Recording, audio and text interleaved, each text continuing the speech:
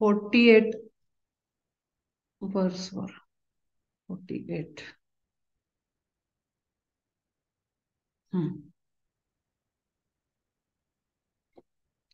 योगस्थ कुरु कर्माणि संगम त्यक्त्वा धनंजया सिद्ध्य सिद्ध्यो समो भूत्वा समत्वम योग उच्यते. हा एक खूप फेमस श्लोक आहे भगवद्गीतेतला. आता बघूया भगवान श्रीकृष्ण काय सांगत आहेत. सोडोनी फलाशा होनी योगस्थ देवोनिया चित्त कर्मे करी कर्मे आरंभिले कर्म सुदैवे सिद्धीस गेले तरी तोष नको फार किंवा दुर्दैवे ते नाही झाले सिद्ध तरी दुःखे क्षुब्ध होऊ नये सिद्ध झाले तरी काजा आले पायी न झाले तरीही भले मानी. आता ते काय सांगतायत श्रीकृष्णाला. ते आता हळूहळू त्यांनी उपदेश सुरू केलेला आहे इथे. म्हणजे एकदा त्याला लढ वगैरे सगळं सांगून झाल्यानंतर आता त्यांनी त्यांना, कारण हा सांख्य योगाचा अध्याय आहे, तर ह्याच्यामध्ये त्यांनी दिव्य ज्ञान द्यायला त्यांना सुरू केलं. सोडोनी फलाशा. फलाशा म्हणजे फळाची अपेक्षा सोडून काम करणं. फळ म्हणजे रिझल्ट. कुठल्याही गोष्टीचा, छोटी ती मोठी किंवा मीडियम, कर्म, कर्तव्य सगळे आले त्याच्यात. फिजिकल ऍक्शन, थॉट प्रोसेसने केलेली ऍक्शन किंवा कुठलंही इंटेन्शन, त्याचं रिझल्ट काय निघतो ह्याची अपेक्षा न ठेवणं म्हणजे फलाशा न ठेवणं, सोडून देणं तिला. सोडोनी फलाशा होनी योगस्थ. योगस्थचा अर्थ आहे योग. योग म्हणजे जिथे ब्रह्म आणि आपण आत्मा आणि ब्रह्म आत्मैक्य जिथे होतं तो योग. जिथे आपला आणि परब्रह्माचं मिलन होतं तो योग. योग जुळून आला म्हणतो ना आपण, म्हणतो आपल्या भेटीचा योग जुळून आला. म्हणजे काय की तो एक पॉइंट येणं की जिथे दोन गोष्टींचं भेट होते. तर तशीच आपली आणि परमात्म्याची भेट घडवून आणण्यासाठी जे केलं जातं तो योग असतो. ठीक आहे. आता त्याच्यामध्ये आपण बरेच ऐकतो. आपण योगा म्हणतो, आपण योगा करतो. योगा करतो म्हणजे काय की अल्टिमेटली आपण ब्रीदिंग एक्सरसाइज करतो, फिजिकल बॉडी प्रिपेअर करतो. कशासाठी? तर आपलं परमात्म्याशी एकरूपता व्हावी, मिलन व्हावं म्हणून. ती प्रिपरेशन आहे. त्याच्यामध्ये हठयोग आहे, भक्ती योग आहे. भक्तीनी योग होणं भेटीचा तो भक्ती योग, कर्मानी योग होणं तो कर्मयोग. तर असा तो योग. मग अशा योगामध्ये स्थ म्हणजे स्थित असलेला. म्हणजे काय? योगस्थ म्हणजे त्या परम भेटीसाठी, परम मिलनासाठी सतत कार्यरत असलेला, त्या इंटेन्शननी जगणारा आणि त्या मार्गावर मार्गस्थ झालेला, असा तो योगस्थ शब्द आहे. तर सोडोनी फलाशा होनी योगस्थ देवनिया चित्त कर्मी करे चित्त करी कर्मे. तुझं कर्म, तुझं चित्त कुठे पाहिजे? तर त्या योगावर पाहिजे, त्या मिलनावर पाहिजे. ज्याच्या पाथवर आपण चालायला लागलो आहोत तिथे सतत लक्ष हवं. आणि मग तू कर्म कर. आणि कसं कर्म? तर त्याचा रिझल्ट काय निघेल त्याचा विचार करू नकोस. जसं आपली मुलं परीक्षेसाठी प्रिपरेशन करतात. आपलं काम आहे त्यांना सांगायचं की हा, नेहमी आता खूप गल्लत होते जगताना माणसाची. एकीकडे आपण म्हणतो आशा नाही ठेवायची, अपेक्षा नाही ठेवायची, फळाची अपेक्षा नाही ठेवायची. पण मग असं सगळं सोडूनच हवेत तीर मारत राहायचंय का? तसं पण नाहीये. आपल्याला टार्गेट फिक्स करावं लागतं. म्हणूनच एम, ऑब्जेक्टिव्ह हे सगळे पण वर्ड आहेत जगामध्ये.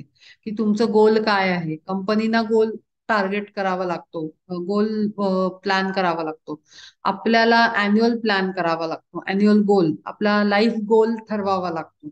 आपल्याला एक्सरसाइज किंवा हेल्थ गोल ठरवावा लागतो.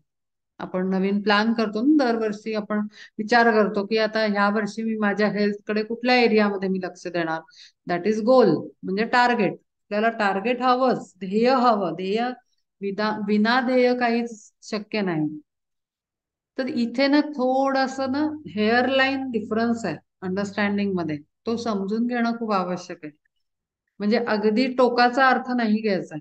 सोडोनी फलाशा कर्म करी असं जो सांगतोय तर त्याचा अर्थ हवेत तीर बाण मारत बसायचे नाहीत, एकदा हे केलं एकदा ते केलं ते केलं. नाही, फोकस तर हवा, लक्ष हवं, विल पॉवर हवी, टार्गेट हवं, पण ते मिळण्यासाठी प्रयत्न हवा. एकदा कसं असतं, एक सिंपल एक्झाम्पल देते. परीक्षेची प्रिपरेशन करतो आपण. परीक्षेची प्रिपरेशन 90% करावी विद्यार्थ्यांनी, जे हुशार असतात, जे काही ज्याची कपॅसिटी असेल ते, प्रत्येकाने नाही. मी एक्झाम्पल देते. एखादा हुशार विद्यार्थी आहे, त्यांनी 90 किंवा त्याची कपॅसिटी 95 असेल. पोटेन्शियल काय आहे ते पहिले बघितलं पाहिजे. उगीच 70-80% चाइल्ड आहे आणि त्याला घरचे उगीच डोक्यावर बसतील 90% आणतं, ते जमणार नाही. मुळात आतमध्ये काय भरलेलं आहे, त्याचं कपॅसिटी किती आहे, त्याचं पोटेन्शियल काय आहे, ते बघावं लागेल. आणि मग ते जर चांगलं असेल किंवा ते जे काही असेल त्याच्याप्रमाणे टार्गेट फिक्स करायचं. तर समजा आपण 90 घेतले पर्सेंट, तर 90% साठी ना 100% एफर्ट टाकावा. ठीक आहे. तो 100% टाकावा. टाकल्यानंतर ना पेपर लिहून आल्यानंतर त्याचा कात्याकूट करू नये घरी येऊन, की इथे गेले इथे गेले, अरे हे झालं, आता किती येतील, आता 91 होतील, 92 होतील, 93. दिला, पेपर लिहिला, लिहून गेला, कागदावर उतरला, इथून उतरला, तो गेला एक्झामिनर कडे. शाळेत सबमिट करून आलो आपण. आता त्याच्या मागे रक्त अटवायचं नाही किंवा तेच मिळालं पाहिजे ही आशा नाही ठेवायची. टार्गेट फिक्स करायचं असतं. कंपनी नेहमी टार्गेट फिक्स करत असते की इतका टर्नओव्हर झाला पाहिजे, म्हणून एफर्ट्स टाकत असते. तेच आपण करायचं. आणि इथेही श्रीकृष्ण परमात्मा आपल्याला तसंच शिकवतोय की एफर्ट टाका, टार्गेट ठेवा, पण ते पर्टिक्युलरच पाहिजे. आणि मग ते नाही मिळालं, 95-90 प्लस पाहिजेत, मग 91 मिळाले तर अगदी नाचणार. 89 समथिंग आले, 85 आले तर अरे गेले, इतके पॉइंट गेले आमचे. हे नाही झालं पाहिजे. हे पुढचं जे एक्सटेन्शन आहे ना बिहेवियरचं, ते नाही पाहिजे आपल्याला. मग ना एकदा 100% घेतलंय ना एफर्ट, मग जेव्हा आपण प्रयत्न केलेले असतात ना तिथे फळ आपोआपच मिळतं आपल्याला. त्याच्यासाठी हे खर्च करायची जरूरत नसते किंवा इथून इन्व्हॉल्व्ह व्हायची गरज नसते. इन्व्हॉल्व्ह कुठे व्हायचं, मेहनत करण्यामध्ये इन्व्हॉल्व्ह व्हायचं असतं. कुठलंही कुठलंही ते पदार्थ असू दे, एखादी परीक्षा असू दे, एखादं शिक्षण असू दे, एखादी कला असू दे, अध्यात्म असू दे, नाही तर साधना असू दे आध्यात्मिक. एफर्ट 100%, 1000% घ्यायचा. तो घेतल्यानंतर त्याला काम करू द्यायचा, त्या एफर्टला. जे रिझल्ट आपणे आपच येत. मग आता कधी कधी लक फॅक्टर पण असतो त्याच्यात. पण मग तिथे जे काय असेल ना, जे हातात आलं, पदरी पडलं, पवित्र झालं म्हणतात ना, ते त्यासाठी की तो शांतपणा ठेवतो आतमध्ये आपल्याला, की आपण जे मिळालं ते ऍक्सेप्ट करायचं. म्हणजे काय की मन शांत राहतं, सुखी राहतं, समाधान टिकतं, त्रास होत नाही, बीपी वाढत नाही, एन्झायटी होत नाही, डिप्रेशन होत नाही, अँगर येत नाही, इरिटेशन वाढत नाही. त्याच्याने मन शांत. 2 मिनिटं नॅचरल असतं, मनुष्य स्वभाव आहे, त्याच्यावर इलाज नाही आहे. पण मॅक्झिमम 1 दिवस परेशान राहायला पाहिजे माणसाने, त्रासात राहायला पाहिजे, जर रिझल्ट पाहिजे तसा नाही आला. 1 दिवसाच्या वर तो सूर्य दुसऱ्या दिवसाचा उगवल्यानंतर नवीन स्टार्ट झालीच पाहिजे. हा स्वभाव बदलला पाहिजे, असा इम्प्रूव्हमेंट केला पाहिजे आपण. आपण ते वर्षानुवर्ष, महिनोन-महिने, दिवसोन-दिवस ते कॅरी करत राहतो. समोरच्यालाही बोलत राहतो, असं झालं होतं, असं झालं होतं, असं झालं होतं. अरे सोडून द्या. किती सूर्य आले आणि गेले, किती तास, करोडो मिनिटं, सेकंद गेली मागे. आपण तिथेच. आपण पळालं पाहिजे पुढे पुढे घड्याळाबरोबर आणि सूर्याबरोबर. पृथ्वी गोल फिरते, तिथे थांबत नाही. आपणही थांबलं नाही पाहिजे. तेच ते सांगतात, सोडोनी फलाशा होनी योगस्थ, देवोनी या चित्त करी कर्म, आरंभिले कर्म सुदैवे सिद्धीस, गेले तरी तोष नको फार. तेच सांगितलं की 91 मिळाले म्हणून पार्टीच करा, चला आता एकदम हंगामा. मग शेजारच्याला एखाद्याला बिचारा काही कमी पडले असेल तर अगदी इतका ऊत येतो की ते अति होऊन जातं सेलिब्रेशन. एक गंमत सांगते. मी आर्याच्या आधी माझं ऑपरेशन झालं होतं, तर मी तेव्हा ऍडमिट होते. अ, तर अ, तिथे डिलिव्हरी होत होत्या. तर दोन केसेस होत्या त्यांचे, दोन लेडीजची डिलिव्हरी झाली. एकाचं अनफॉर्च्युनेटली बेबी होऊन गेलं होतं आणि दुसऱ्यांना मुलगा झाला होता. तर ते जे क्लिनिक होतं ते प्रायव्हेट डॉक्टरचं होतं. तिचं तिथे वर घर होतं मॅडमचं त्या, आणि खाली हॉस्पिटल होतं ग्राउंड फ्लोअर. आता ती रात्री हॉस्पिटल म्हणजे डॉक्टरचा जॉब झाल्यानंतर इतका स्ट्रेसफुल, ती संध्याकाळी जायची बाहेर, म्हणजे पार्टीज म्हणा, डॉक्टर लोकांच्या मीटिंग्स, जे काय असेल ते.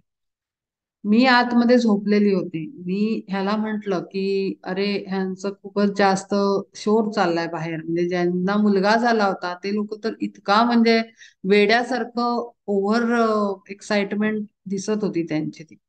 जोरजोराने फोन कॉल्स, मिठाया, हे ते, आरडाओरडा, जसं काही घरच होतं त्यांचं. पण आता त्यांना कोणी काही करू नाही शकत, बोलू नाही शकत. डॉक्टर बाहेरनं रात्री आली 11 वाजता, आणि ह्या लोकांचा तिथे गोंधळ चालला होता बाहेर कॉरिडॉरमध्ये. ती इतक्या जोराने ओरडली सगळ्या त्या फॅमिलीला. ती म्हणाली, तुम्हाला जे काही सेलिब्रेशन करायचंय ते तुम्ही घरी जाऊन करा, कारण इथे काही सगळ्यांचं सेलिब्रेशन सिच्युएशन असतेच असं नाही. तुमच्या सेलिब्रेशननी दुसऱ्या कोणाला तरी झालेलं दुःख आहेच आहे, त्याच्यात भर पडेल दुःखाची. तर तुम्ही हे असं वागू नका. हा प्रॉब्लेम असतो.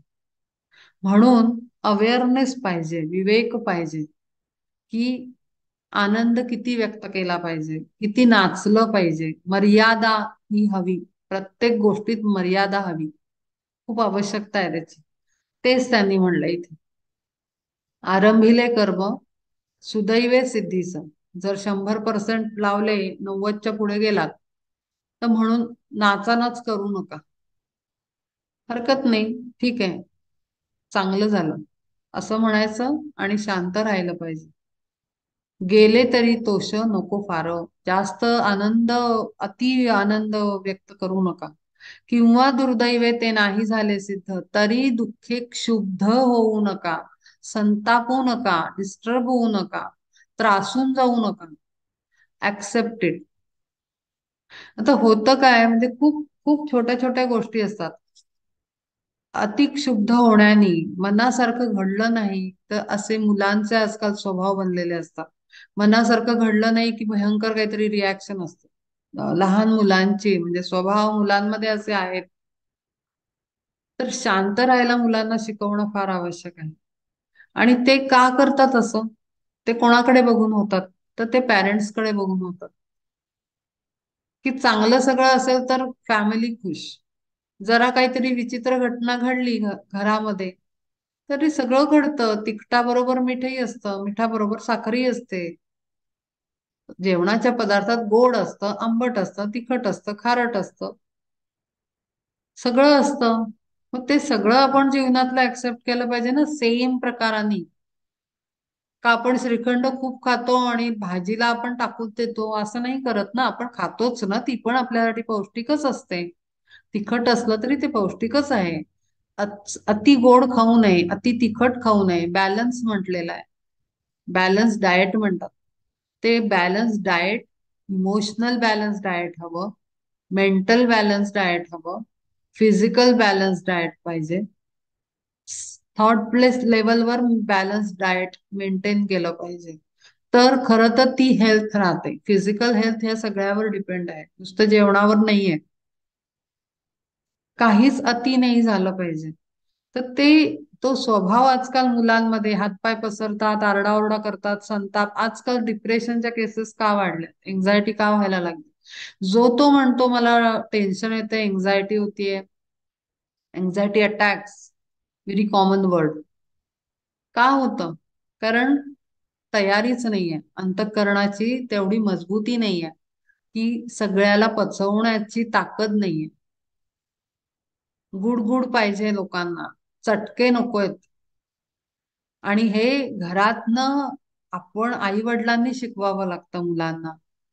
आणि म्हणून संस्कार हा शब्द आहे. पण आजकाल तो बघायला मिळत नाही. सगळं वेगळ्या पद्धतीचं जीवन झालेलं आहे.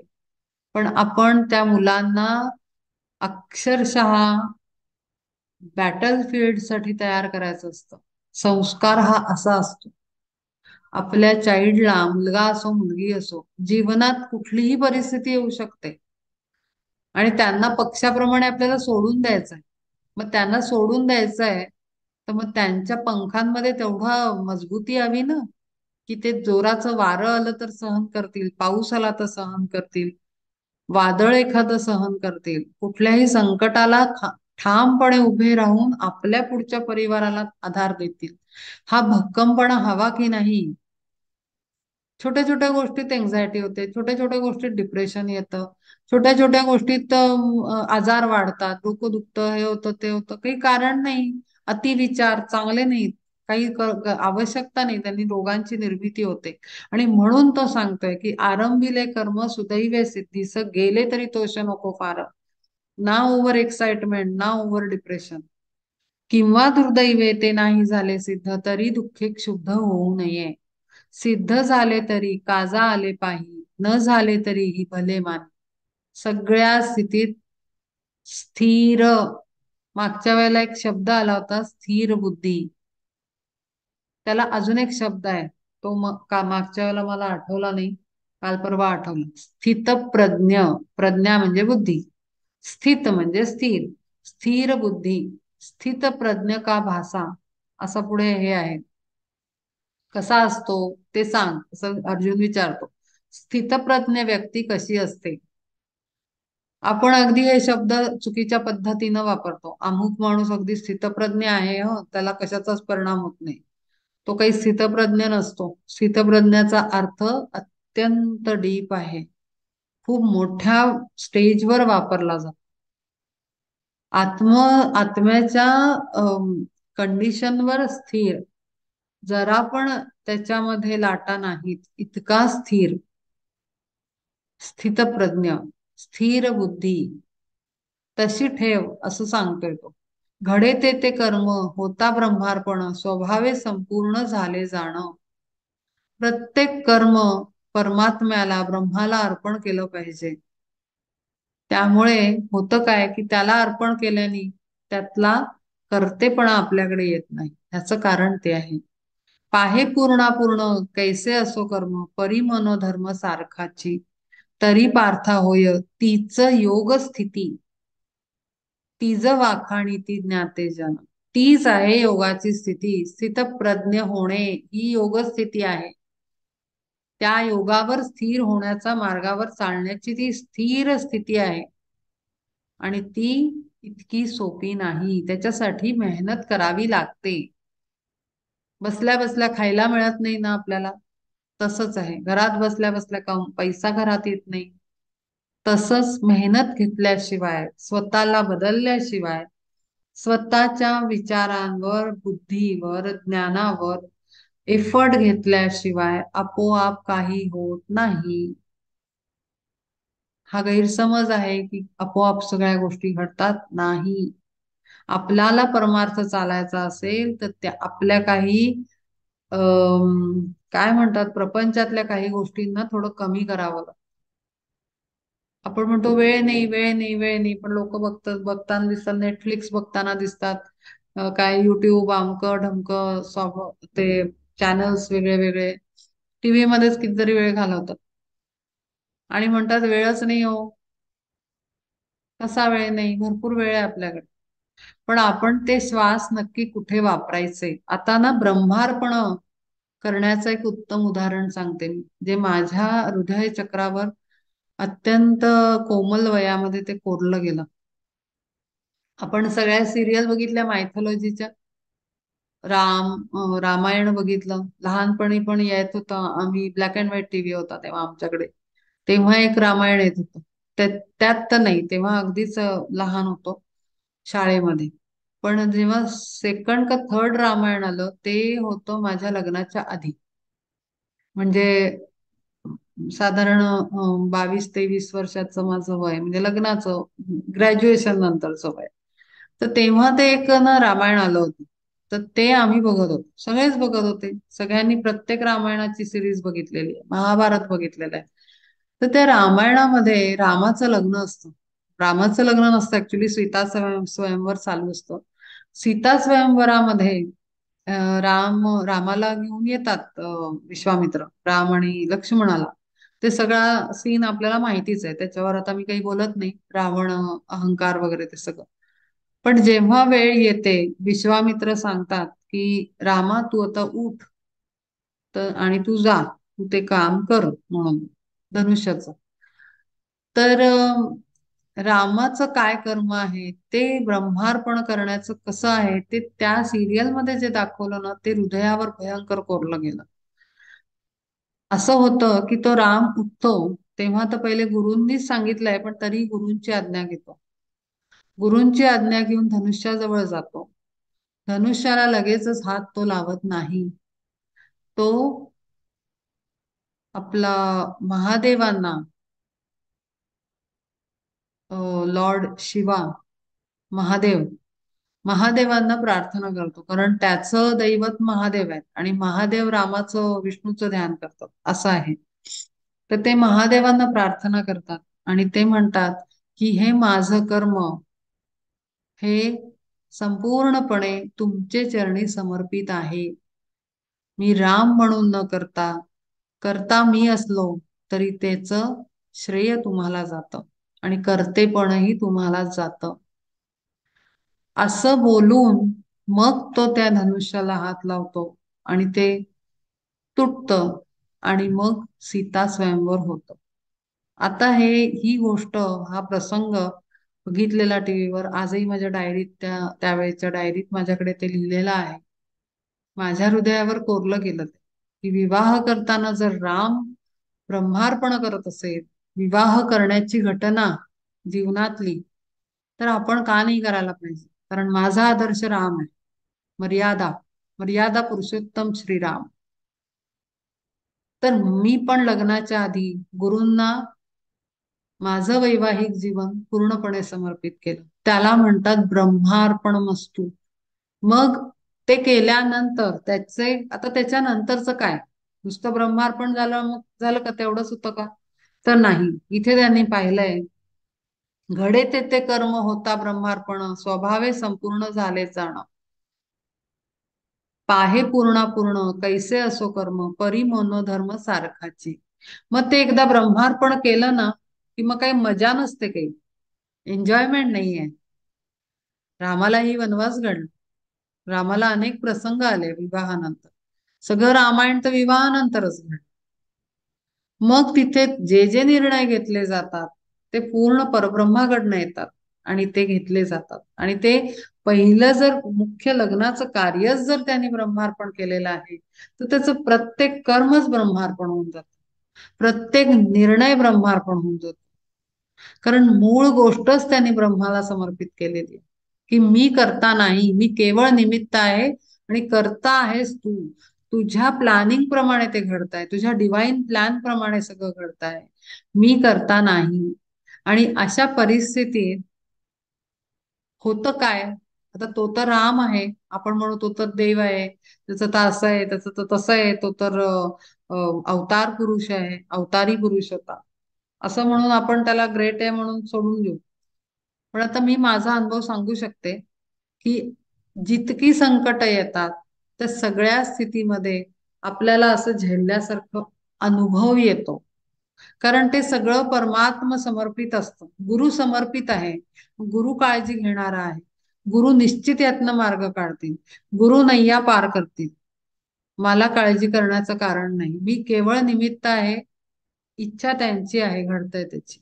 आणि तो अगदी म्हणतात ना, तळहाताच्या फोडावर काय जपणं वगैरे काहीतरी म्हण आहे आपल्या, तळहाताच्या फोडाप्रमाणे जपलं असं काहीतरी. किंवा हातात अशी फुलं ठेवली तर कशी वाटतील, अशी अलगद राहतात फुलं. किंवा बाळ आपल्या हातात कसं राहतं, त्याला काही चिंता नसते की मी पडेन खाली म्हणून. त्याला माहिती आईच्या हातात येते, आईने धरलंय मग काही टेन्शन नाही. तसा अनुभव मला अखंड आलेला आहे, की मला माझ्या गुरूंनी धरलेला आहे, मी पडणारच नाहीये खाली. हा, म्हणून काही वादळ वारं यायचं थांबत नाही, पाऊस धो धो पडायचं थांबत नाही, चटके लागायचे थांबत नाहीत, सुखाचे क्षण येतच असतात, सगळं होत असतं. पण ब्रह्मार्पणमस्तू ही गंमत आहे. असं तेच करायला सांगतात. आणि मग पाहे पूर्ण पूर्ण कैसे असो कर्म, परी मनोधर्म सारखाची. तिथे मनाचा धर्म सारखाच असतो, स्थिर. तिथे उचंबळत नाही मन. तरी पार्थ होय तीच योगस्थिती, तीज वाखाणी तीच ज्ञातेजन. ज्ञानी लोक याच मनोस्थितीची वाखाणणी करतात, म्हणजे तारीफ करतात, कौतुक करतात. आपुल्या चित्ताची जी का साम्यावस्था, सम अवस्था, तेची जाणा पार्थ योग सार. अख्ख्या ह्याचं मॉरल ऑफ द स्टोरी किंवा सार म्हणतो आपण, ऍब्स्ट्रॅक्ट, तो हाच आहे की स्थिर राहा, समर्पित करा आणि कर्म करा, आनंदाने जगा. काहीही फरक पडत नाही. दुरेण ह्यवरम कर्म बुद्धियोगान धनंजय, बुद्धौ शरणम अन्विच्छ कृपणाः फलहेतवः. बुद्धियुक्तो जहातीह उभे सुकृत दुष्कृते, तस्माद् योगाय युज्यस्व योग कर्मसु कौशलम.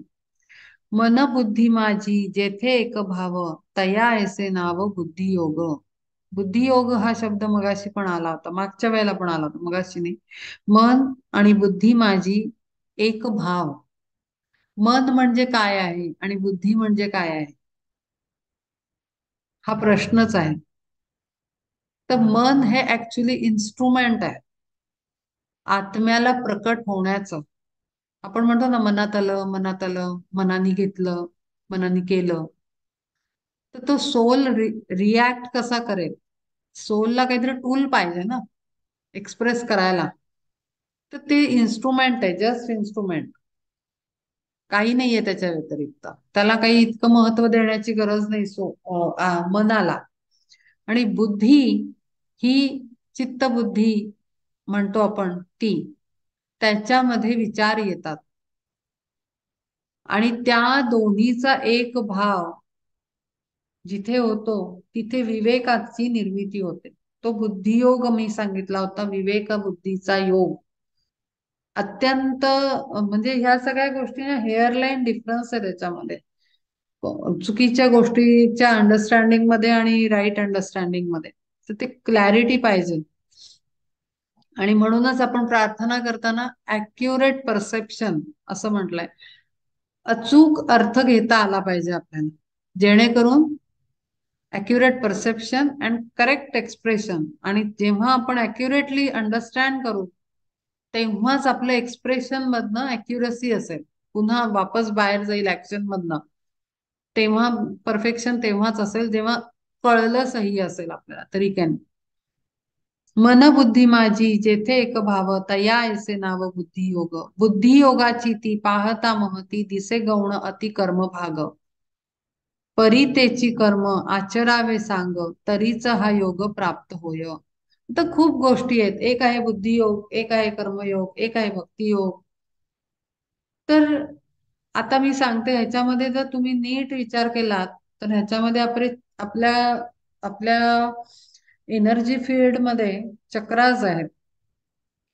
मूलाधार चक्र आहे, सॅक्रल आहे, त्याच्यानंतर नाभी चक्र आहे, मणिपूर, त्याच्यानंतर हृदय चक्र आहे, हार्ट चक्र, थ्रोट चक्र आहे, आज्ञा चक्र आहे, क्राऊन चक्र आहे.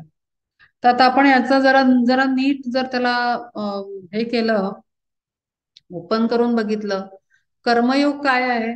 कर्मयोग हा आपल्या शरीरातल्या कर्म इंद्रियांनी केला जातो. आपण अगदी रोज काही लोक काय करतात, काही लोक अगदी नित्य नियमाने पूजा करतात, नित्य नियमाने मंदिरात जातात, किंवा देवाचं करणं हाच कर्मयोग नाही आहे. तर काही लोक परिवारासाठी समर्पित असतात, कंपनीसाठी समर्पित असतात, कामासाठी समर्पित असतात. तर ते खूप डेडिकेटली काम करत असतात आणि तिथे कुठेही त्याला त्याचा अहंकार वगैरे दिसत नाही. खूप एफिशियंटली अगदी पीसफुली चाललेलं असतं. ते कर्मयोगी म्हणतो आपण त्याला.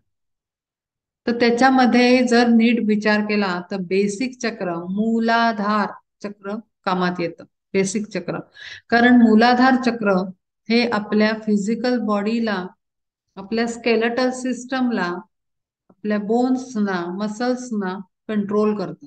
बेसिक चक्र, मूलाधार चक्र. तर कर्मयोग तिथे आहे मूलाधारात. त्याच्यानंतर इथे बुद्धियोग म्हणलाय. बुद्धी कुठून येते? आज्ञाचक्र, क्राऊन चक्र, थ्रोट चक्र, हा बुद्धियोग झाला. अपर चक्रास जिथे स्टडी केला जातो, तेव्हा ज्ञानयोगही म्हणतात त्याला. ज्ञानयोग हा अपर चक्रासनी केला जातो, कारण ज्ञान वाढतं, आपण ज्ञान संपादन करतो. भक्तियोग, भक्तीमध्ये प्रेम आलं. प्रेम असतं हार्ट चक्रामध्ये. आपलं हार्ट चक्र सेंटर आहे. हार्ट सेंटर लव्हिंग सेंटर आहे. लव्हिंग, काइंडनेस, कंपॅशन, मर्सी, हे सगळे आपले हृदय चक्राचे. दयाभाव, हे सगळे हृदय चक्राचं काम आहे. तर भक्तियोगी असतात ते, त्यांचं हृदय भयंकर ऍक्टिव्हेट असतं. तर अशी ही चक्रांची पण विभागणी होते. तर त्यांनी म्हटलंय बुद्धियोगाची ती पाहता महती, दिसे गौण अति कर्मभाग. मग बुद्धिवादी काय म्हणतात? आम्ही ज्ञानयोगी आहोत, आम्ही खूप वाचतो. मग त्यांच्या दृष्टीने कर्मयोग हा गौण ठरला जातो. की काय मंदिरात काय जायचंय, काय तुम्हाला काही माहितीच नाही खरं काय आहे. आम्ही इतकं इतकं वाचतो, आम्ही अमुक वाचतो, आम्ही ग्रंथ वाचले, आम्ही भगवद्गीता वाचल्या, आम्ही दासबोधाची पारायण दरवर्षी करतो, अमक्या महिन्यात करतो, आम्ही तुकाराम गाथा वाचली, आम्ही थिओसॉफिकल स्टडीज केले. बुद्धियोगी, ज्ञानयोगी ते कर्मयोगाला मानत नाहीत. सेवा कसली करताय? ज्ञान संपादन. पण इथे त्यांनी म्हणलंय परी त्याची कर्म आचरावे सांग, तरीच हा योग प्राप्त होय. ज्ञानयोग कर्मयोगाशिवाय होत नाही आणि कर्मयोग भक्तियोगाशिवाय होत नाही. जोपर्यंत कर्मयोग, भक्तियोग, ज्ञानयोग एकत्र येत नाहीत, तेव्हाच ती साधना पूर्ण होते. त्याशिवाय साधना पूर्ण होत नाही, ही फॅक्ट आहे. आता एखादा एखादा व्यक्ती असेल, संत प्रवृत्तीचा असेल, पण तो कर्मयोगी असेल, पूर्ण जन्मभर ज्ञान संपादन केलेलं नसेल, पूर्ण कर्मयोगातच समर्पित असतात, असे असे संत आहेत आपल्याला. एक एक मार्गावर असलेले पण संत आहेत आपल्याकडे, एक्झाम्पल्स आहेत असे आपल्याकडे. तर ते पुन्हा त्यांना ज्ञानयोगासाठी यावं लागतं. कारण सोल काय येत असतो जन्म घेऊन? अनुभव घेण्यासाठी. त्याची जोपर्यंत 360 डिग्री प्रोग्रेस होत नाही, तोपर्यंत तो येतो. पिझ्झाचे पीस असतात, 360 डिग्री म्हणजे राऊंड सर्कल, त्याच्यात पीसेस असतात. तो एक एक पीस, एक कर्मयोग झाला, ज्ञानयोग राहिला, परत येतो. मग भक्ती राहिली, सगळं केलं पण भक्तीच नाही केली, मग भक्तीसाठी परत येतात. तर ते असं येत राहतं सोल. ते पीसेस 360 डिग्री पूर्ण होण्यासाठी आपण येतो. पण जेव्हा हे तिन्ही योग एकत्र येतात, तेव्हाच ती साधना पूर्ण होते आणि ती स्पिरिच्युअल ग्रोथ 100% होते. 100% पिन पॉइंट फोकस एकदम. आणि म्हणून त्यांनी इथे म्हटलंय बुद्धियोगाची ती पाहता महती, दिसे गौण अति कर्म भाग, परी त्याची कर्म आचरावे सांग. व्यवस्थित केलं पाहिजे. सांग म्हणजे व्यवस्थित, पूर्णपणे अगदी व्यवस्थित झालं पाहिजे कर्मही, कर्तव्याला बघून. तरीच हा योग प्राप्त होय. पाहे धनंजया कर्तृत्वाचा मद आणि फलास्वाद गाळोनिया. उरे जे जे कर्म तीच येथे जाणं स्वभावे संपूर्ण योगस्थिती.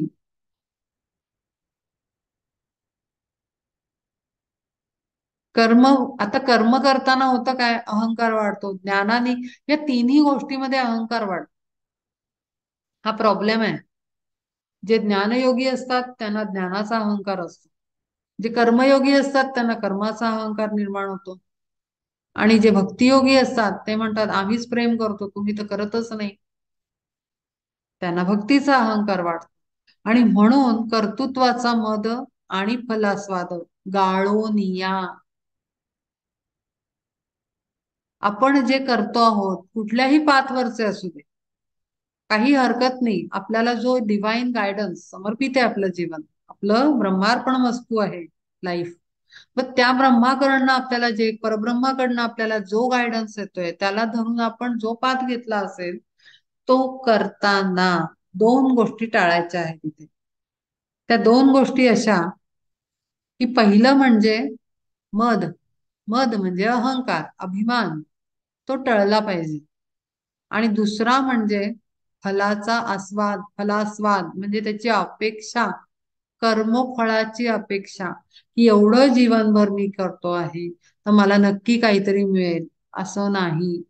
आपल्याला मिळावं म्हणून आपण करत नाही. असं आपल्याला तोंडात शब्द दिसतात. आपण आता एक्झाम्पल सिरियसच घेऊ. आपण ते बघत असतो आणि ते आपल्याच जीवनात निघत असतात माणसांच्या. जगात जे घडत असतं तेच दाखवत असतात. तर त्याच अशी वाक्य येतात, मी इतकं सगळं केलं पण तरी मला हे का मिळालं. ते मिळण्यासाठी केलं होतं का, हा पहिला प्रश्न. किंवा मुलांना आपण म्हणतो मी तुझं किती केलं आणि तू मला सांभाळत नाहीस. ते सांभाळावं म्हणून फळाची अपेक्षा ठेवून तुम्ही मुलाचं संगोपन केलंय का, तर नाही. आपल्याला मूल हवं होतं. मूल असल्याशिवाय आपण मातृत्व पितृत्व अनुभव येणार नाही आपल्याला. खूप क्लॅरिटी पाहिजे इथे. म्हणजे आपण काही उपकार करत नसतो. दोन्ही दोन्ही वाईसी वर्सा आहे ते रिलेशन. खूप म्हणजे थोडस माझं पद्धती थोडी थोडी वेगळी आहे. मला तरी वाटते म्हणजे अशी जेव्हा लोक रिॲक्ट करतात की आता मला मुलगी झाली तर मी काही तिच्यावर उपकार नाही करून राहिले. तिला मोठं करताना, तिला सपोर्ट करताना, तिचं संगोपन करताना, तिला संस्कार देताना मी काही उपकार नाही करत आहे. कारण कुठेतरी मलाही तर मूल हवं होतं ना, मातृत्वाला सिद्ध करण्यासाठी, मातृत्वाचा अनुभव घेण्यासाठी. आणि आई बनतो तेव्हा आपण एक स्टेप वर चढतो. आधी आपण नुसती स्त्री असतो. स्त्रीतनं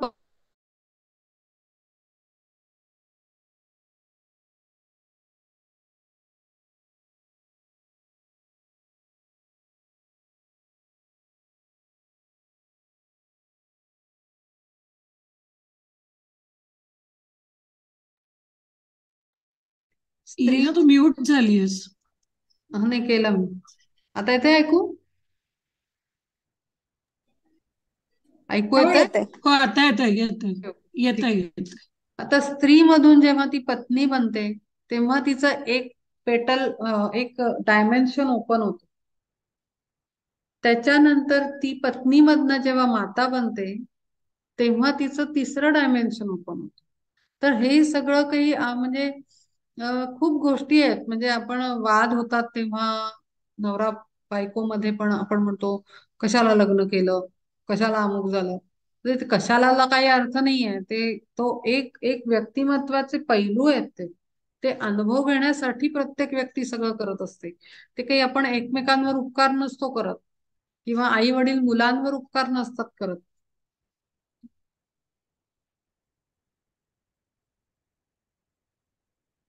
आपण एकमेकांवर उपकार नसतो करत. आपलं ते ओपनिंग होत असतं त्या त्या डायमेन्शन्स आपल्या आपल्या व्यक्तिमत्वाचे. त्यामुळे ते आवश्यक आहे. आणि म्हणून तो जेव्हा अप्रोच आपण ठेवतो तेव्हा तिथे नात्याला स्पेस मिळते. म्हणजे आपण जेव्हा मुलाचं संगोपन करतोय तेव्हा त्यालाही ती जाणीव असली पाहिजे की आपल्यासाठी पण आई वडील आवश्यक आहेत. आणि म्हणून मोठं झाल्यावर कधी कधी असं होतं, असं आपल्याला घडलेलं दिसतं. म्हणजे की खूप जास्त काही असं आई वडील ऐकवावं लागले, तुला जन्म देऊन काय झालं, काय झालं, काय मिळालं. समोरनं पटकन वाक्य उठतं मुलांकडनं, मग कशाला जन्माला घातलं, मारून टाकायचं होतं जन्मल्या जन्माला, असं प्रश्न समोरनं येतो. आणि मग आई वडील दुखावतात. आई वडील आणखीन सुराखूप असल्यासारखे छातीत आणखीन कळवळून कळवळून रडतात, अरे पण तुम्ही आधी बोललाच कशाला की तुझं मी एवढं एवढं केलं.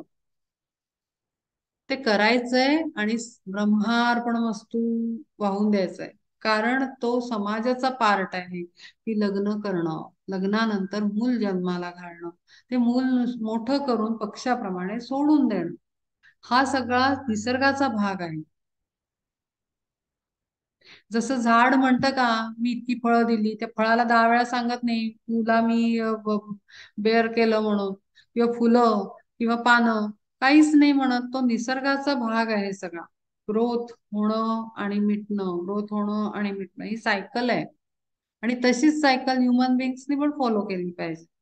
तर हेच ते सांगतायत, पाहे धनंजया कर्तृत्वाचा मद आणि फलास्वाद गाळून या, उरे जे जे कर्म तीच येथे जाणं, स्वभावे संपूर्ण योगस्थिती. आणि मग इतक्या स्थिरपणे जो जगतो, तो योगस्थितीत जगल्याप्रमाणे जगतो. तरी होई स्थिर बुद्धियोगी थोर, करोनी अभेर फलाशेचा, पार्था बुद्धियोग साधिला जयांनी, पावले ते ज्ञानी पैल पार.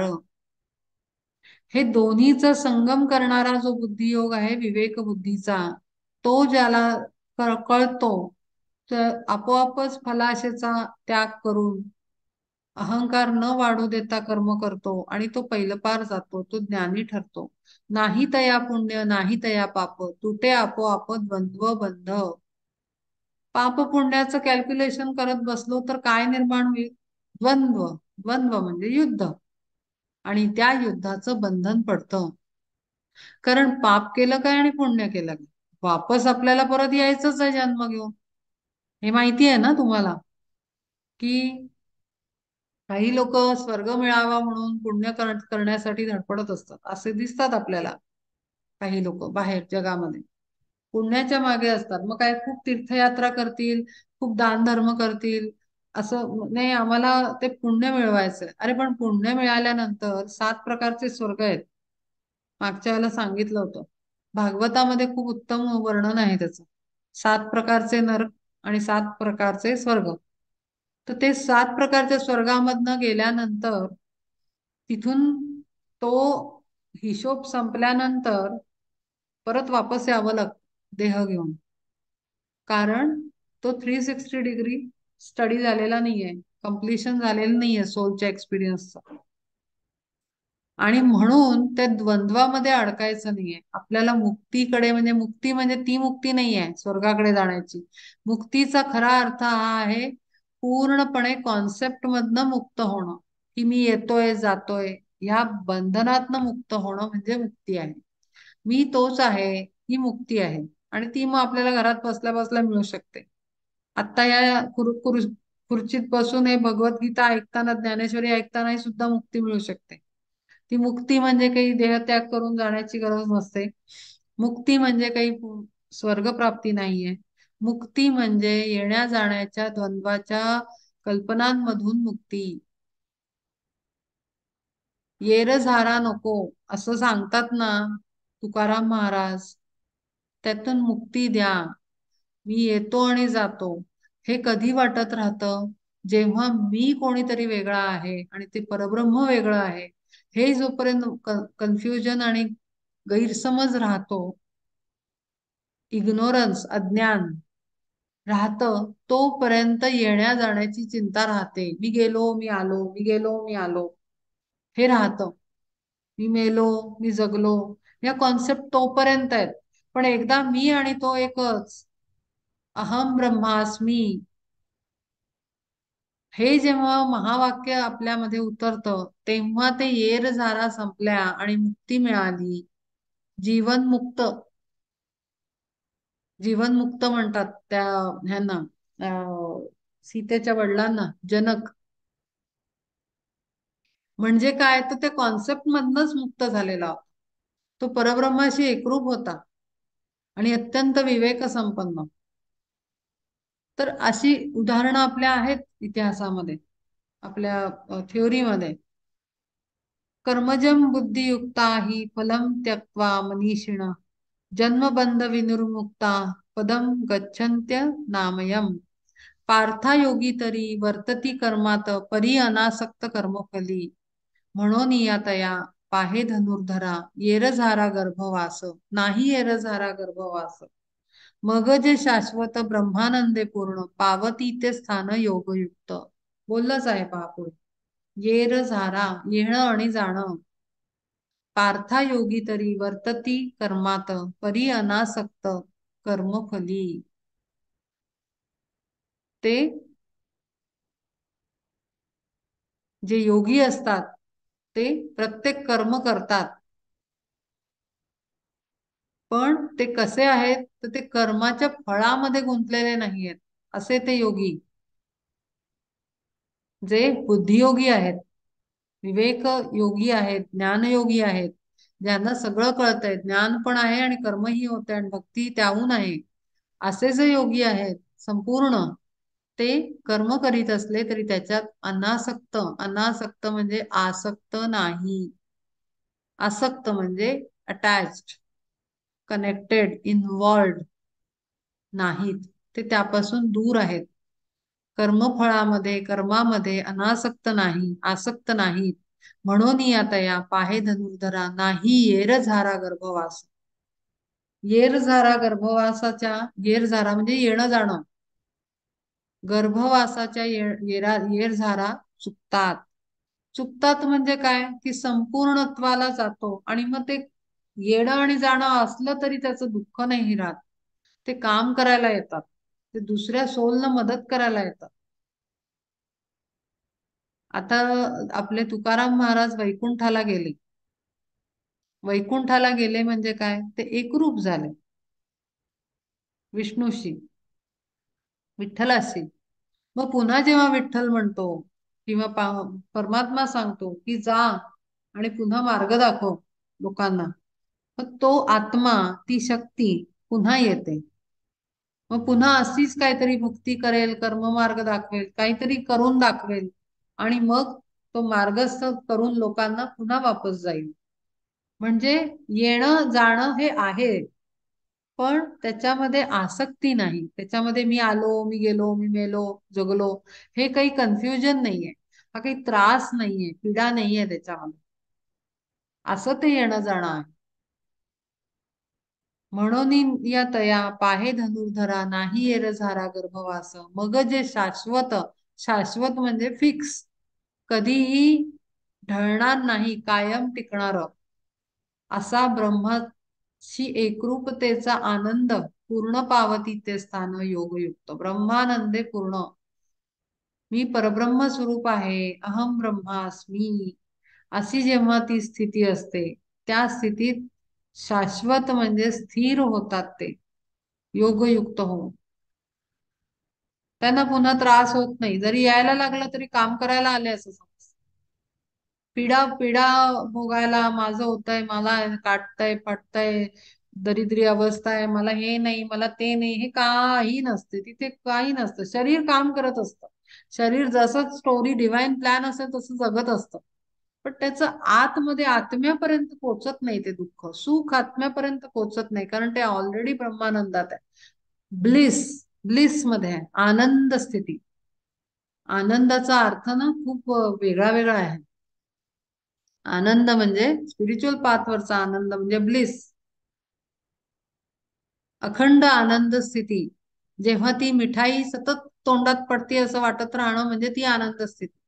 मिठाई म्हणजे नॉट मिठाई, स्वीट्स नाही, परमात्म्याचा अमृतचा कण किंवा ड्रॉप अखंड आतमध्ये येत राहणं, त्याच्या संगतीचा, सहवासाचा, प्रेमाचा तो ब्लिसफुल कंडिशन, ब्रह्मानंद.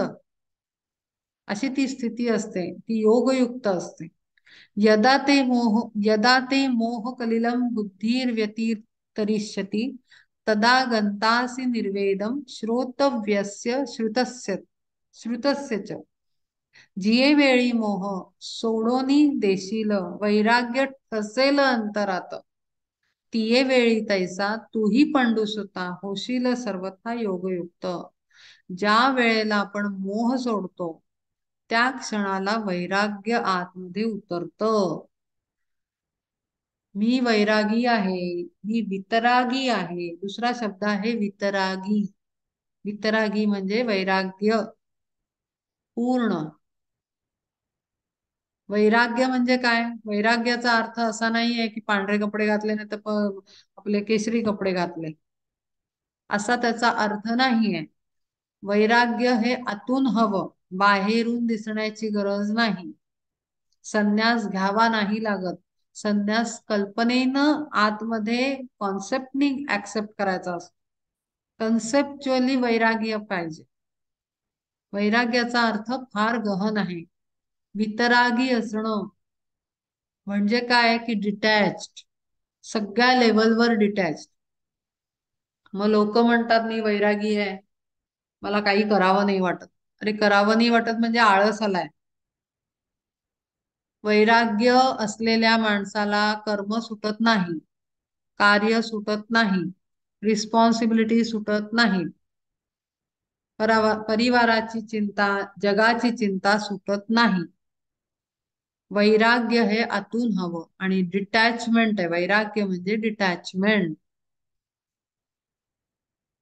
की कुठेही कमळपत्राप्रमाणे, कमळाच्या फुलासारखं किंवा पानासारखं, की त्याला काही चिपकलं नाही पाहिजे, पाणी सुद्धा लागलं नाही पाहिजे, ओलं नाही झालं पाहिजे, ते असं सेपरेट, डिटॅच्ड कम्प्लिटली, ते वैराग्य.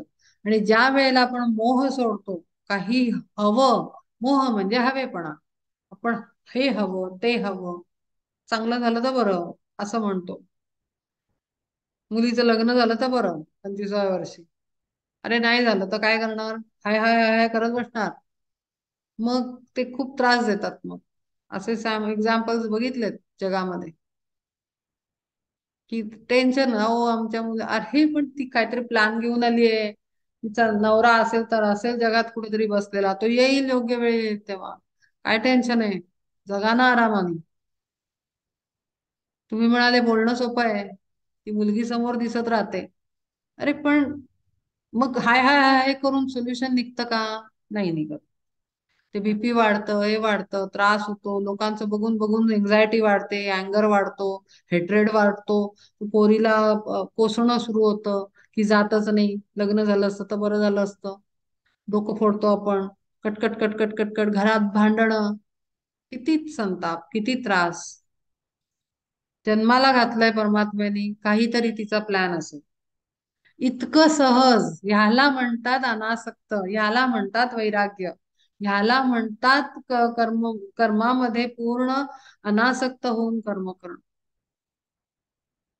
एकही क्षण विसरायचं नाहीये की हे सर्व परमात्म्याचं आहे. आणि म्हणून रामानी ब्रह्मार्पण मस्तू केलं.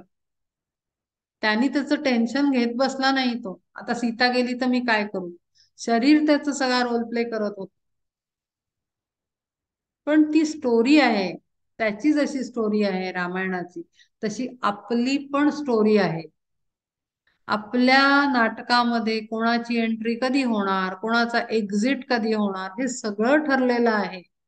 पण आपण त्याला त्या पॉइंट ऑफ व्ह्यूनी बघत नाही. आपण असं समजतो की ती कथा आपण लिहितोय, दिग्दर्शनही आपलंच आहे, पाहणारेही आपणच आहोत, ऍक्टिंग करणारेही आपणच आहोत. हा सगळ्यात मोठा गैरसमज आहे. आपण फक्त ऍक्टर आहोत. कथा वर लिहिली जातीये, डायरेक्शनही वरनच होत आहे, आणि पाहणारेही त्यांनीच निर्माण केले ते बघतायत. आपण फक्त ऍक्टर आहोत. आणि त्या पॉइंट ऑफ व्ह्यूनी जेव्हा आपण शत्रूकडे बघतो, तेव्हा ते शत्रूचं शत्रुत्व निघून जातं आणि तो एक ऍक्टरच दिसायला लागतो. जसं आपल्या पूर्वीच्या काळात प्राण होता, अमरीश पुरी होता, त्यांना काही धरून रस्त्यावर मारत होते लोक, विलनच काम करतात म्हणून नाही, कारण लोकांना कळत होतं ना, शहाणे असतात त्या बाबतीत लोक अगदी, की हा ही ऍक्टिंग चालू आहे. पण जीवनातल्या विलनला नाही समजू शकत, त्याला मात्र उठता बसता शिव्या घालतील. जसं सांगतात ना, ते सिरियल वाले सांगत असतात, एखादं विलन कॅरेक्टर असतं सिरियल मध्ये, ते सांगतात की अनुभव सांगा तुमचा, अशी त्यांची मुलाखत घेतात. आणि मग ते सांगतात की आम्हाला ना, मला एका बाईने चक्क चपलेनी मारलं. मी कुठला तरी मागे एकदा ऐकलं होतं, कुठला तरी विलनी रोल करणाऱ्या ऍक्टरनी ही रिॲक्शन सांगितली होती की त्या व्यक्तीला कुठेतरी उद्घाटनाला गेला होता, बोलावलं होतं. सेलिब्रिटी ना, कारण विलन असला म्हणून काय झालं, सेलिब्रिटी येतो. तर ते सेलिब्रिटीला अक्षरशः चप्पल फेकून मारली कोणीतरी, इतका संताप त्या सिरियल मध्ये काहीतरी करून राहिला तो म्हणून. तर असं इतकं म्हणजे तिथे मग ते सगळा विवेक जातो की अरे ती सिरियल आहे टीव्हीवरची, त्याला पैसे मिळून राहिले चुकीचं काम करायचं म्हणून. सिरियल मध्ये स्टोरीचा पार्ट आहे ना तो, तो खरा थोडीच तसा आहे. हे हे इतकं हे ना आपल्या लाईफ मध्ये यायला पाहिजे. आणखीन एक सिक्रेट गंमत ही आहे की आता ती स्टोरी वगैरे राहू द्या, ती सिरियल राहू द्या साईडला, मूवी पण राहू द्या. आपल्या लाईफ मध्ये जे लोक येतात ना, जे आपल्याला वाटतं की शत्रू आहेत, ऑफिसमध्ये कलिग्स असतात, बॉसेस असतात, नेबर असते, घरातले नातेवाईक असतो, सासू सासरे असू शकतात, नणंद जावा असू शकतात, बहिणी असू शकतात, कोणी असू शकतात, नवरा असू शकतो, काही असू शकतो, बायको असू शकतो. पण जो कोणी एक्स वाय झेड पर्सन आहे, तो त्याला दिलेला स्टोरीचा ऍक्टरचा पार्ट करतोय. ठीक आहे, हे क्लॅरिटी पहिली. आणि दुसरी गंमत ही असते की तो जे जे काही स्टेप्स घेत असतो त्या रोल प्ले मध्ये, आमने सामने, पण त्याच्या त्या विरोधी बिहेवियरनी आणि विरोधी वागण्यानी एक खूप मोठी गंमत होत असते, ती लोकांना कळतच नाही. ती गंमत ही आहे, समजा माझा कलिग मला त्रास देतोय, माझी चुगली करतोय, माझं रेप्युटेशन खराब करतोय, किंवा जे काही करत असेल, पण अरे ते सगळं करण्यात त्या सिच्युएशन्सना, त्या प्रॉब्लेम्सना, त्या घडणाऱ्या घटनांना मला फेस करावं लागतंय. का तर तो तिथे क्रिएट करतोय प्रोफेशनल लेवलवर. मला रोज त्याच्यासाठी प्रिपेअर होऊन जावं लागतंय. मला माझा अभ्यास वाढवावा लागतोय, कामातलं परफेक्शन वाढवावं लागतंय, मला फोकस राहावं लागतंय, माझ्या चुका कुठे होत नाहीत ना ह्याच्यावर लक्ष द्यावं लागतंय, माझं कामामध्ये परफॉर्मन्स अक्युरेट होतोय की नाही बघावं लागतंय, आणि कुठेही मी लॅग तर नाही करत आहे, कमी तर नाही पडत आहे, हे बघावं लागतं. मग तर ह्या सगळ्या जंग मध्ये, युद्धामध्ये इम्प्रुव्हमेंट कोणाची होतीये? माझी होतीये. मेंटली, इमोशनली, फिजिकली, इंटेलेक्च्युअली, कार्मिकली कशी होतीये? का तर मला त्या सिच्युएशनला, टफ सिच्युएशनला फेस करायला मला माझी इनर स्ट्रेंथ वाढवावी लागते, मला माझा कॉन्फिडन्स वाढवावा लागतोय, मला एफर्ट टाकावे लागतात. म्हणजे माझं फिजिकल बॉडी माझी एफर्टफुल झालेली आहे, इंटेलेक्च्युअली मला त्याच्यावर काम करावं लागतं की काय काय नवीन आयडियाज, की माझा परफॉर्मन्स चांगला होईल. म्हणजे ultimately that person is helping you to grow on all levels. Actually हे आहे ऍक्च्युली. आणि म्हणून आपण ऑलवेज ना थँकफुल राहिलं. Thank you so much for coming in my life. तू नसतास तर मी आज खालून वर नसते आले. कारण आपल्याला खूप खूप एफर्ट टाकावा लागतो, कारण ती जी एनर्जी असते ती निगेटिव्ह एनर्जी आहे, ती बहुत पॉवरफुल असते. मग इकडनं पॉझिटिव्ह एनर्जीला आपला फोर्स वाढवावा लागतो ती टक्कर देताना. आपण रामाचं युद्ध घेऊ. रावण इतका पॉवरफुल होता की राम अवतारी पुरुष असून सुद्धा हनुमान घ्यावा लागला, अनेक लोकांना घ्यावं लागलं, वानर सेना घ्यावी लागली, आणि मग युद्ध केलं. आणि त्याच्यातून पुढे लंकेला आग लावणारा विभीषण हाताशी, सगळ्यात महत्वाचा, ज्यांनी लंका म्हणतात ना, घर का भेदी लंका ढाये, तो भेदी होता त्याच्या हातात. मग एवढ्या सगळ्यांची गरज का लागली? ती त्याची स्ट्रेंथ होती, मेंटल, इमोशनल, फिजिकल, ही सगळी स्ट्रेंथ होती रामाची. ते त्याचा पार्ट होते ते सगळे. आणि तसेच आपले अलग अलग अलग अलग अलग अलग पर्सनॅलिटीज डेव्हलप होतात, आपले अँगल्स डेव्हलप होतात, आपण सर्वांगीण विकास होतो. पण आपण एवढं सगळं विचारच नाही करत या सगळ्यामध्ये. आपण नुसतं त्याला जोपर्यंत बाप रे, म्हणजे तो एक बाण मारत असेल तर आपण त्याला 1000 बाण मारून मोकळे होतो दर 1 मिनिटाला, तासाला, दिवसाला. हे तर बॅड कर्म आहे ना. हे तर अंडरस्टँडिंग डेव्हलप करण्याची खूप आवश्यकता आहे. पण आता एवढं खोल कोण विचार.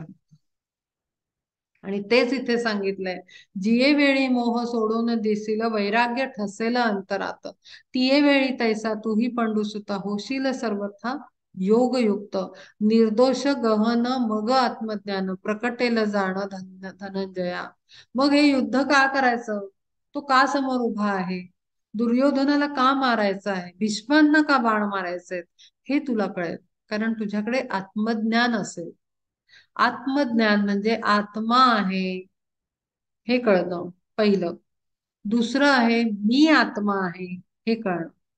तिसरं आहे समोरचाही आत्मा आहे हे कळणं. आणि चौथं, आपण सगळे आत्मे कुठल्या तरी शक्तीचा एक पार्ट आहोत, परमात्म्याचा आपण आत्मा आहोत. आणि पाचवं, तो परमात्माच सगळीकडे आहे. ह्या 5 डायमेन्शन्स ओपन होणं म्हणजे आत्मज्ञान होणं. नुसतं मी आत्मा आहे कळल्याने आत्मज्ञान झालं असं नाही म्हणत. आत्मसाक्षात्कार त्याचे प्रकार आहेत. पहिले तर मी हे शरीर नाही, मी एक दिव्य शक्ती आहे, मी अनलिमिटेड आहे, मी लिमिटलेस आहे, हे कळणं म्हणजे आत्मसाक्षात्कार.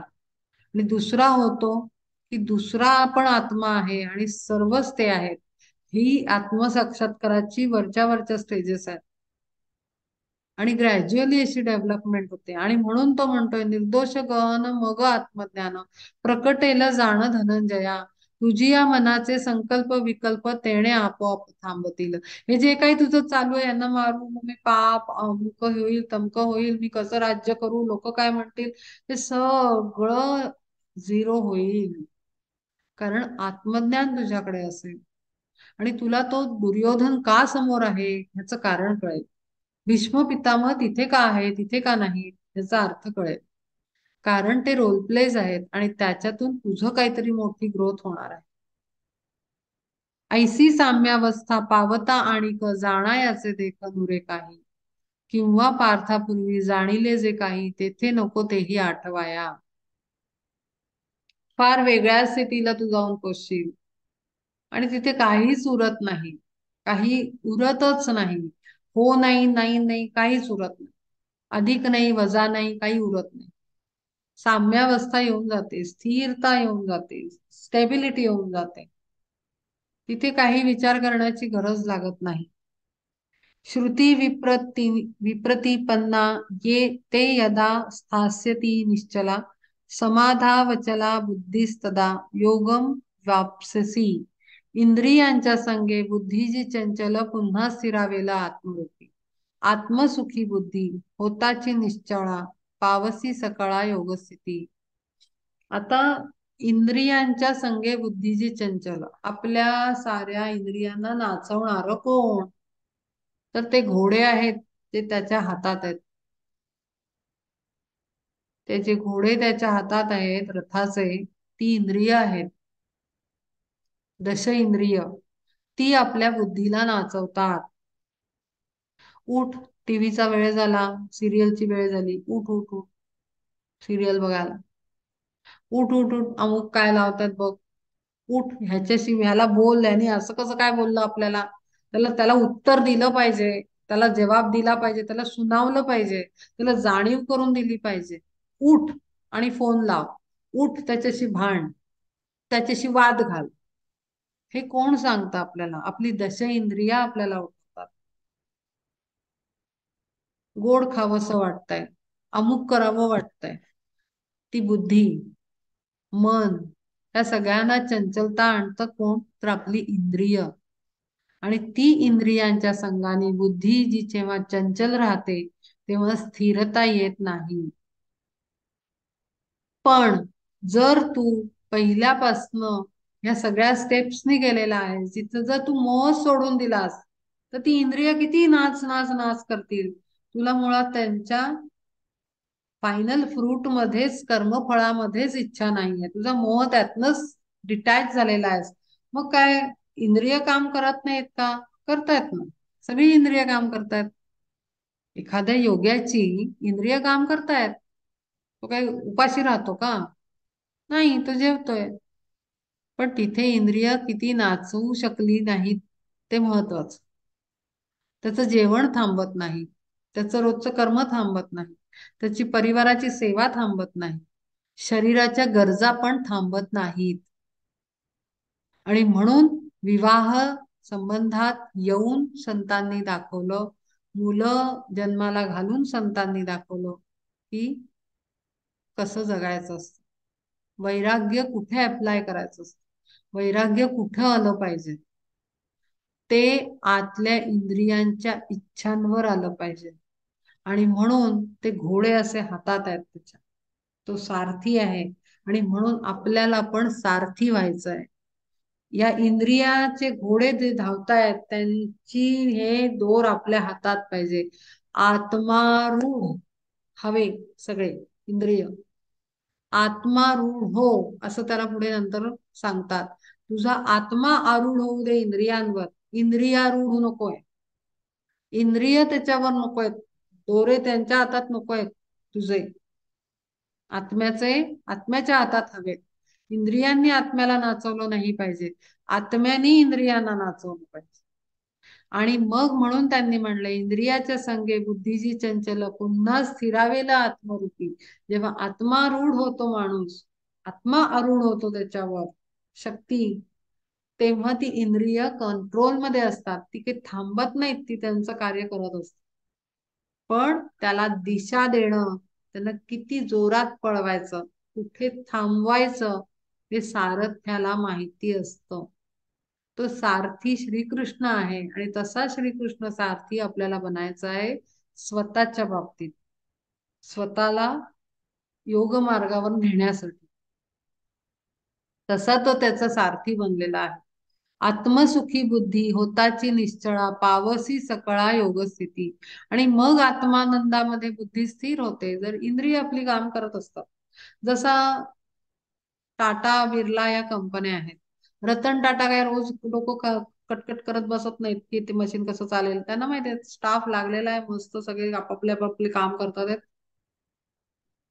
सेल्स डिपार्टमेंट त्यांचं काम करते, प्रोडक्शन डिपार्टमेंट त्यांचं काम करते, ऍडव्हर्टायझिंग कंपनी त्यांचं काम करते, मार्केटिंग फील्ड लागलेला आहे जोरात, कार विकल्या जातात आहेत. ते ओनर मस्त मजेत आहेत. ते काही रोज बघायला जात नाहीत मशीन थांबलं का, प्रोडक्शन झालं का, पार्ट बनला का, तो किती सेल झाला, किती रुपये कमी झाले, किती जास्त झाले, नाही. त्यांनी त्यांचे घोडे लावलेले आहेत जे त्यांच्या कंट्रोलमध्ये आहेत. आणि म्हणून बिझनेस सक्सेसफुल आहे, आत्मस्थिती स्थिर आहे, उत्तम चालू आहे, प्रोग्रेस आहे. कारण टार्गेट फिक्स आहे, पण त्याच्यावर आशा लावलेली नाहीये. टार्गेट फिक्स आहे, ते पाहिजे. ते बेसिक टार्गेट एक शेप देतं लाईफला, कंपनीला, बिझनेसला. तो आवश्यक आहे. आत्मसुखी बुद्धी होताची निश्चळा पावसी सकळा योगस्थिती. आणि मग अशी जी असेल, सगळ्यांना सगळी कामं देऊन आत्मा आपला स्थिर अखंड कनेक्शन मध्ये, वायर जोडलेली आहे डायरेक्ट, अशा स्थितीमध्ये जगण्यामध्ये मजाच खूप और आहे, खूप जास्त मजा आहे. आणि तीच मजा तुकाराम महाराजांना किंवा इतर संतांना, रामदास स्वामींना येताना बघण्यात मजा येते. किंवा आपले सगळे संत, त्यांचं कनेक्शन लागलेलं होतं मेन पॉवर सप्लायला. तिथून त्यांचं चालू होतं नर्चरिंग. शरीर लागलेलं होतं, काम करत होतं, त्यांनी काही फरक पडत नाही. ब्लिसफुल स्टेट मध्ये राहतो आपण, ती आहे ती ब्लिसफुल आनंद स्थिती, अखंड आनंद त्याला म्हणतात. अर्जुन उवाच, आता हा काय म्हणतो बघूया. स्थित आला, स्थित प्रज्ञ का भाषा समाधीस्तस्य केशव. मला सांगा. आता त्याच्या डोक्यात हळूहळू प्रकाश पडायला लागला. या काहीतरी सांगतोय, मग आता ते सांग कसं करायचं. जसं आपल्याला कोणीतरी सोल्युशन सांगितलं ना, अरे अमुक अमुक पदार्थ बनव, तू पार्टी आहे का तुझ्याकडे, अरे मग सांग तो पदार्थ कसा बनवायचा, हा मी बनवला नाही. तसं झालं त्याच. स्थितप्रज्ञस्य का भाषा समाधिस्थस्य केशव, स्थितधीः किम प्रभाषेत किमासीत व्रजेत किम. तो कसा असतो, कसा खातो, कसा पितो, कसा राहतो, कसा विचार करतो, हे मला सगळं सांग. माझ्या गुरूंनी मला लेटर्स लिहायचे ते. माझं नर्चरिंग खूप वेगळ्या लेवल प्रकारे झालेलं. त्यांनी एकदा मला 6व्या श्लोकात येतो तो श्लोक लिहिला होता. उद्धरेत आत्मानम आहे, येईल आता पुढच्या वेळेला आपल्याकडे. त्याचा विचार कर आणि तसं जग. त्याच्यानंतर एकदा आलं होतं स्थितप्रज्ञ का भासा. हे ह्याचा ह्याचा अभ्यास कर. आता पहिले तर ते कुठे आहे, काय आहे, ते शोधून काढायला पाहिजे. कशात आहे, कारण बऱ्याच गोष्टी चालू असतात वाचताना. कसं करणार पर्टिक्युलर अशी भगवद्गीता काही पाठ थोडीच असते आपल्याला. तर स्थितप्रज्ञ का भासा. आता अर्जुन विचारतो, बघूया काय सांगतात. पार्थ म्हणे तेव्हा कृपानिधी देवा, सर्व हा सांगावा अभिप्राय. विचारावे आता तुझं सविस्तर, ऐसे वारंवार मनी येते. सारखं तू सांगतोय स्थिर बुद्धी, मोह टाळ, अमक कर, तमक कर. आता मला काही राहत नाहीये. हे कृपानिधी देवा, हे कृपा करणाऱ्या परमात्मा, हे गुरुदेवा, मला आता सारखं मनात येतंय, तर मला आता सविस्तर सांगा, डिटेल मध्ये सांगा. काय सांगा.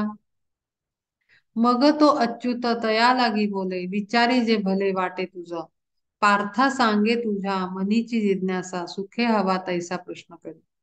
तुला काय वाटतं ते विचार. काय शंका आहे, मी सांगायला बसलो आहे, तुला मार्ग दाखवायला बसलो आहे.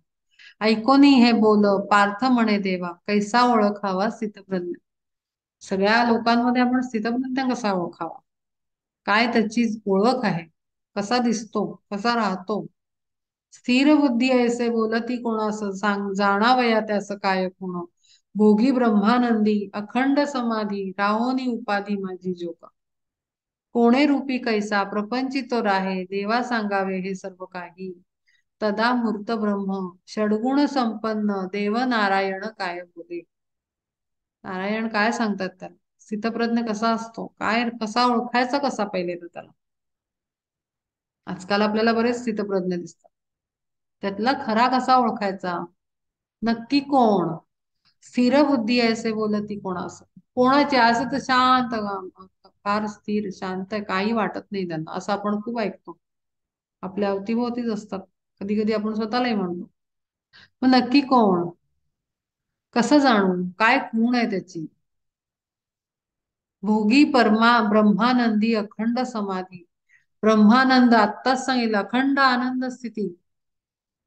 आणि अत्यंत कनेक्शन लागलेलं, की त्याला काही तो उचंबळत नाही, काही गोंधळ होत नाही, आतमध्ये नाचानाच होत नाही. प्रसंग येत राहतात, निघत राहतात, उलट पलट होत राहतं, बाहेर दिसताना जगाला दिसतं, पण आतमधून स्थिती अत्यंत स्थिर. आजपर्यंत ते मुरलंच नाही जे बाहेर चालू आहे. जसं एक ऍक्टर 10 नाटकं करत असतो. नाटकं म्हणजे ड्रामा, आपण बघायला जातो ते नाटक स्टेजवरच. त्याच्या आतमध्ये काही जीवनात त्याचं जीवन कसं एक एक एक आतमध्ये वेगळं चालू असतं. तो घरी गेल्यानंतर त्याचं लाईफ असतं. तो बाहेर सकाळी 6 ते रात्री 12 तो काम करून त्याचं पर्सनल लाईफ वेगळं असतं. ते लाईफ वेगळं असतं.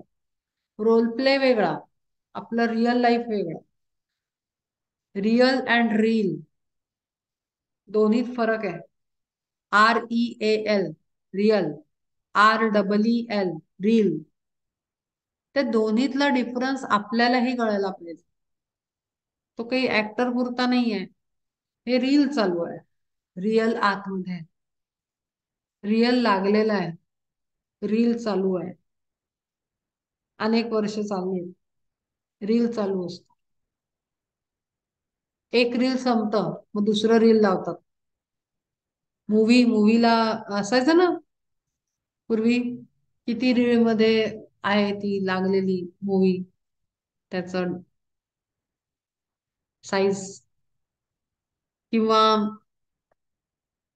आपण मूवीची सीडी सीडी आल्यानंतर, सीडी पण 2 सीडी यायच्या, अर्धा पार्ट इकडे अर्धा पार्ट इकडे. मग एक सीडी झाल्यानंतर दुसरी सीडी, तो सोल जातो दुसऱ्या सीडी घेऊन येतो, reel, next life, second life, दुसरा जन्म, इन्कार्नेशन. ठीक आहे, इतकं सिंपल आहे सगळं, अवघड नाही आहे. फक्त थोडं अंडरस्टँडिंग इथे वाढवायचं, बाकी काही कठीण नाही. अध्यात्म उलट जास्त सोपं आहे बाहेरच्या पॉलिटिक्स पेक्षा. इथे खूप एनर्जी लागते, इथे सोपं आहे. कॉन्सेप्ट समजायचंय की सोपं आहे. भोगी ब्रह्मानंदी अखंड समाधी राहोनी उपाधी माझी जोका. किती काही का पोझिशनवर तो काम करू दे, ब्रह्मानंदी लीन अखंड अवस्थेत आहे तो. आणि मग काय आपल्याला बघायला मिळतं, गोरा कुंभार, तुकाराम महाराज, ते बसलेत आपले विठ्ठल विठ्ठल विठ्ठल, तिथे सगळे गुरु चारा खाऊन, काय ते मूवीत आपण मग खाऊन जातात. आणि मग त्यांच्या नावानी ब्रह्मानंदी लीन. ते म्हणतात, अच्छा अरे कधी आले, जनावरही विठ्ठलच आहे, त्यांनी खाल्ला चारा, काय प्रॉब्लेम. अशी अवस्था आहे. मस्त. कोणे रूपी कैसा प्रपंचित राहे, देवा सांगावे ही सर्व काही. तदा मूर्त ब्रह्म षडगुण संपन्न देव नारायण काय बोले. कसा सांगेल आता, कसा असतो स्थितप्रज्ञ. फार सुंदर स्थिती असते. श्री भगवान उवाच प्रजहाती यदा कामान सर्वान पार्थ मनोगतान आत्मनेवा मना तुष्ट स्थित प्रज्ञस्त दोच्यते. म्हणे पार्था ऐक झणी बळी काम जोका म्हणी तोची आणि अडथळा करी स्वसुखा वेगळा. जीव सदा नित्य तृप्त परी गुंते विषयात ऐसा जयाचा प्रभाव तया काम ऐसे नाव. सर्वथा तो काम जाई आत्मतुष्ट आत्मतुष्ट मन राही तोची स्थितप्रज्ञ जाण तुझ सांगितली कोण. आता त्यांनी एक त्याच एक साइड सांगितली की कसा आहे स्थितप्रज्ञ. म्हणे पार्था एक जणी बळी काम जोका म्हणी. बळी म्हणजे त्यांनी बलवान, त्याचं मन कसं आहे,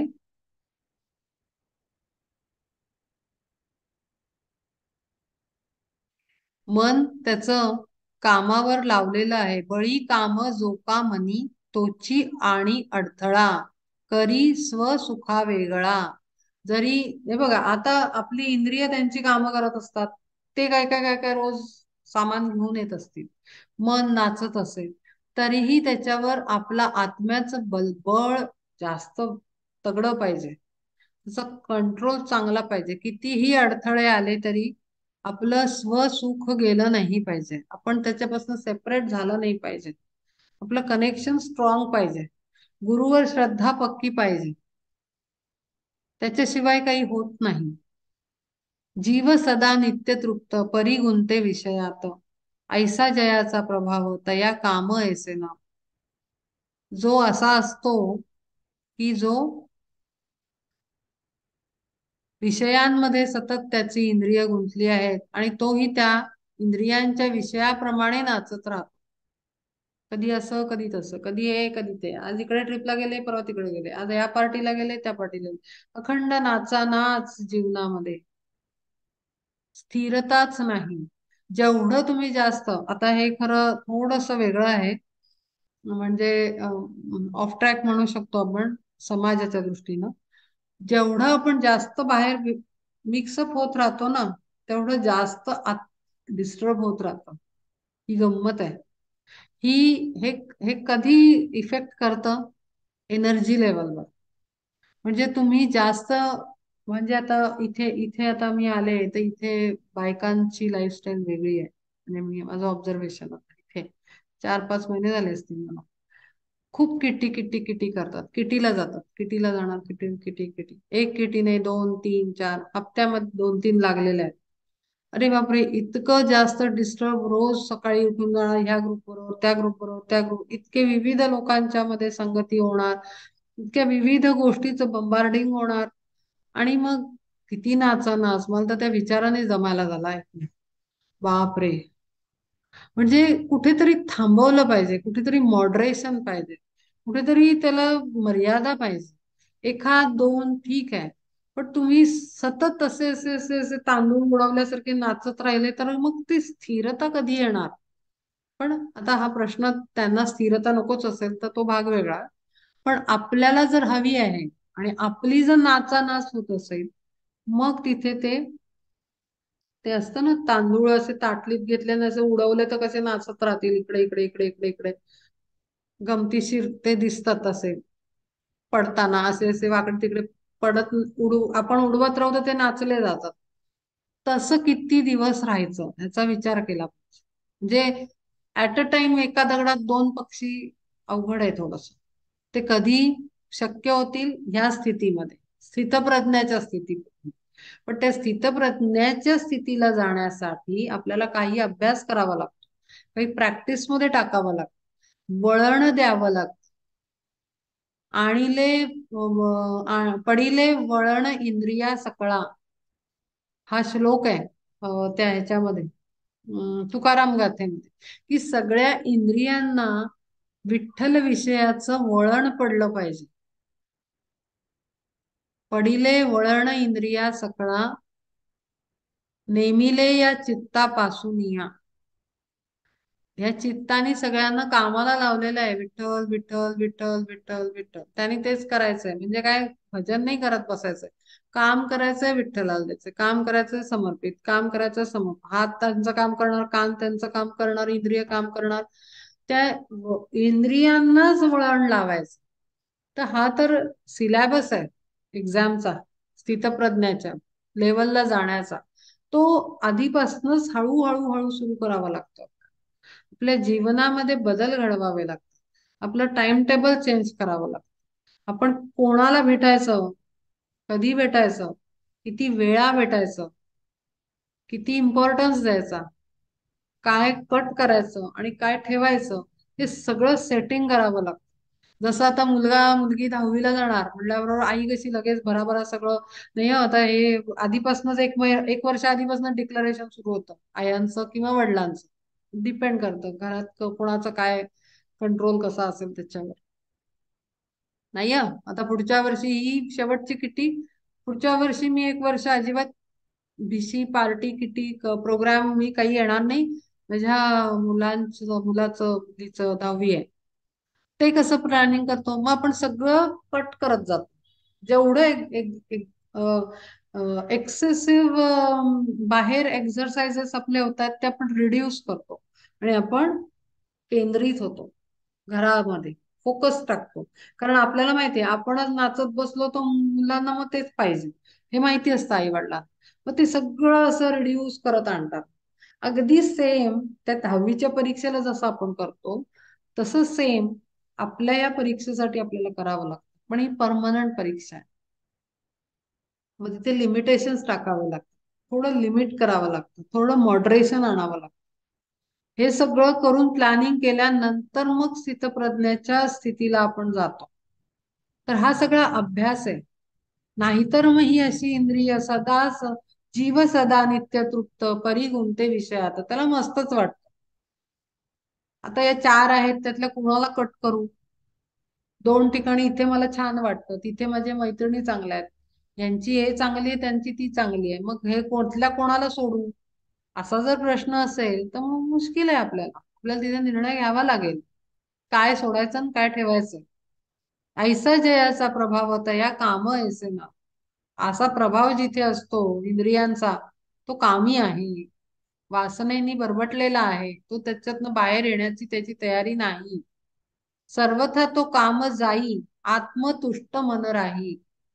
ज्याचं कामातनं भावनातनं बाहेर आलेला आहे, इंद्रियांच्या सगळ्या ह्याच्यातनं बाहेर आलेला आहे आणि तो आत्म्याच्या संतुष्टीमध्ये सतत राहतो, तो स्थितप्रज्ञ आहे. तोची स्थितप्रज्ञ जाणं तुझं सांगितली खूण. हे एक खूण आहे त्याची. आता इथून पुढे तो पूर्ण स्थितप्रज्ञाचा अभ्यास करतोय की कसा असतो. हा त्याचा एक क्वालिटी सांगतोय की पहिले ते इंद्रिय, कारण पहिले सगळ्यात पहिले तीच नाचवतात, म्हणून त्यांनी पहिले इंद्रियांचा भाग घेतला की जी विषयांमध्ये न गुंतता त्यांना स्थिर करून, त्यांना त्यांचं काम देऊन, त्यांना लिमिटेशन्स टाकून तो आत्मसुखामध्ये, आत्मसंतुष्टीमध्ये मन त्याचं रमलेलं असतं. त्याचं मन इंद्रियांमध्ये विषयांमध्ये नसतं, तर आत्म्याच्या संतुष्टीमध्ये असतं, आनंदात असतं. तो स्थितप्रज्ञ जाण. आपण आता इथे थांबूया, कारण 5 वाजून गेलेत. आपण थोडस डिस्कशन करू आणि मग थांबवू मीटिंग.